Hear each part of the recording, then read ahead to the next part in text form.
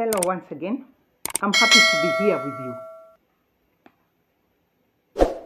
you. Let's be grateful for a new day. When a new day comes in, whether it's cloudy, whether it's sunny, whether it's rainy, it's a new day because now we're experiencing natural light and we should be happy for it. I always refer to it as a bright new day. It is always a bright new day because we are no longer using artificial lights to find our way or to see the road or any landmarks that we have. Let's thank God for that. Even thank God for minor situations and we don't take it for granted. If you can leave your bed and go to the bathroom and back without any assistance, there are things we take for granted. But when you find yourself in certain situations whereby you either have to use a bedpan or you have to use diapers, that's when you realize that at times we can take those minor things for granted and we even forget to thank God for that. Welcome again to today's episode. In my last one, I was talking about my hospitalization. And I was in hospital at Kenyatta Hospital in Nairobi, Kenya for 31 days. And about 5 days before my planned departure from the hospital, my family members were asked to purchase a wheelchair and a pair of crutches for me. The wheelchair I was going now to use a wheelchair because all along in the hospital I was just confined to my bed. I never left my bed. And now the wheelchair was needed to wheel me out of the hospital into the car. And that is what was going my new way of mobility. So when I left the hospital, we also, prior to that, we had recruited a trained caregiver who was going to provide nursing care for me at home. And she provided a list of the items that she needed to help me in my healing journey. And the items were purchased.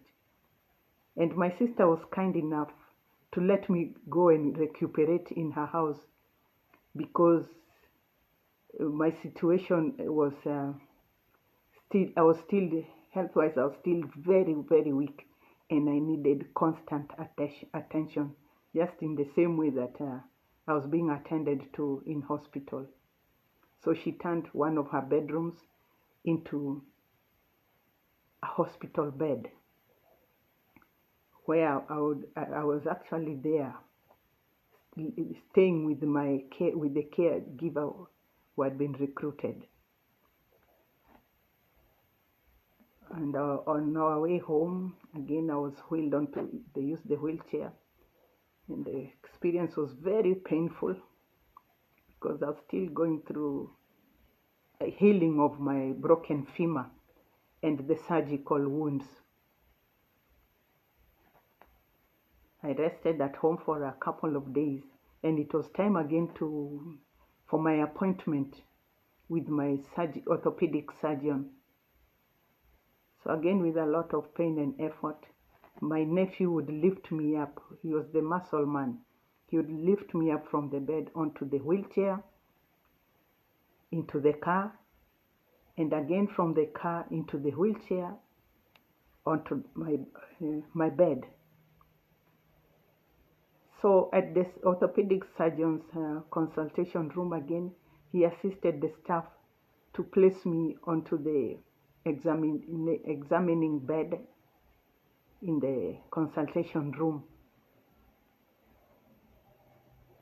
And all this time I was in very low spirits, very quiet.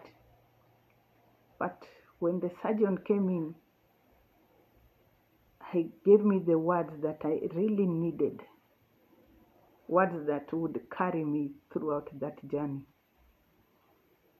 And the words came as a surprise to me because such words coming from a surgeon of his caliber and status in the medical world, it was really coming for me. So his greetings were, Monica, we treat, but God heals. And I responded, Amen, Amen, doctor. So he reviewed my X-ray results that we had taken earlier, and instructed his staff to dress up my wounds again. And we were on our way back home. I was happy and very calm. So as I waited for the next appointment, which came a week later, to go now have a discussion with the hematologist, I prayed a lot, I meditated a lot, and I pleaded with God to give me the calmness I needed and faith that I need to have overcome everything that was ahead of me. And on the day we were going for the appointment with the hematologist, I was being wheeled from the lift towards her reception. I was lost in my thoughts. It felt like this is my personal feeling, like a prisoner on Judgment Day who was going to be sentenced, waiting to go and listen to the sentence that was likely going to turn into a death sentence. That was the feeling that I had on that day. And even as I waited at the reception, waiting for my name to be called out, that is the feeling I had. But I had already prepared myself at home and said lots of prayers, and I promised God I'm going to accept the outcome. And when my name was called and it was our turn to go in, surprisingly, all my family members who had accompanied me walked into the consultation room and formed a semicircle. In total, we were 5 of us, and 6 including the doctor.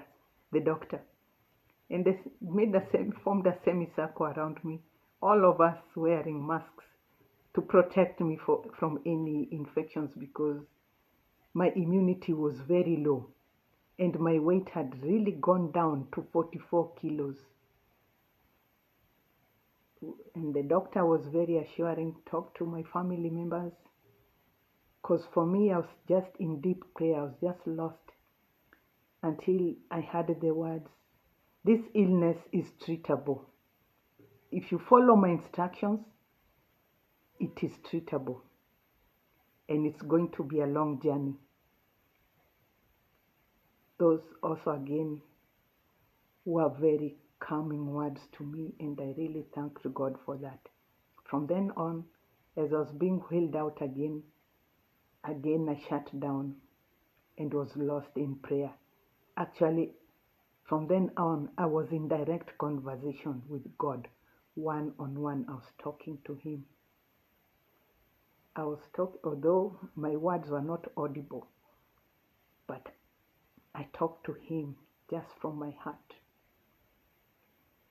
And when the caregiver looked at me, she told me, Monica, I can tell what you're doing. You're talking to God. I told her, yes, and don't disturb me. I continued with my conversation with God all the way home. And my sister was kind enough again to welcome me back to her house, where I recuperated for 3 months until I left her house. And for now, I'm going to leave you with a short clip on how I prepare myself on a daily basis. No, not daily, on a monthly basis. A day before I go to see my doctor, the hematologist, who is also my primary caregiver. So for now, bye, and I'll see you in the next one.